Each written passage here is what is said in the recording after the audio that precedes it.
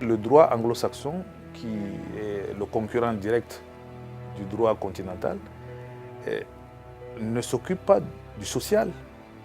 C'est un droit complètement dérégulé, c'est un droit libéral, c'est le droit du plus fort. Or, le droit continental tel que nous l'appliquons, tel que nous l'apprenons à nos jeunes, c'est un droit codifié, c'est un droit plus transparent, c'est un droit plus équilibré, c'est un droit qui est mieux adapté aux pays, par exemple, africains, que le droit anglo-saxon, parce que derrière chaque acte anglo-saxon se profile un conflit. Et qui dit conflit, qui dit contentieux, dit moyen. Or, dans les pays africains, par exemple, le peu de moyens que nous avons, nous ne voulons pas le consacrer à la justice, on préfère le consacrer à l'éducation, à la santé.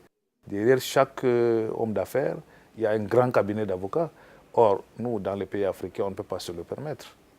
Vous comprenez donc que notre droit est plus adapté à nos réalités nationales que le droit anglo-saxon.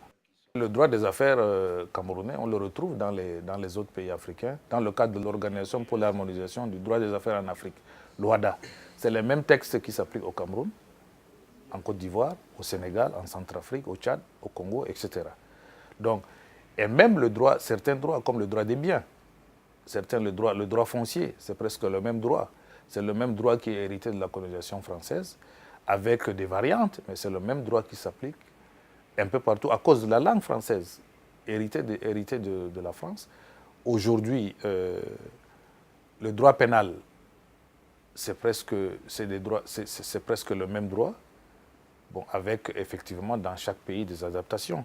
Mais à cause du français, ou grâce au français, on parle le même langage juridique, je pourrais dire. On parle plus le même langage juridique qu'en Europe, par exemple. La francophonie a un rôle à jouer, un rôle de ciment,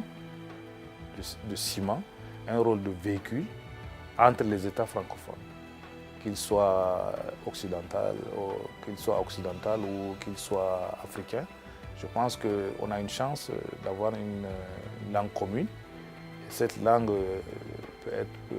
dans le droit peut être vraiment utilisée pour développer des liens entre les pays.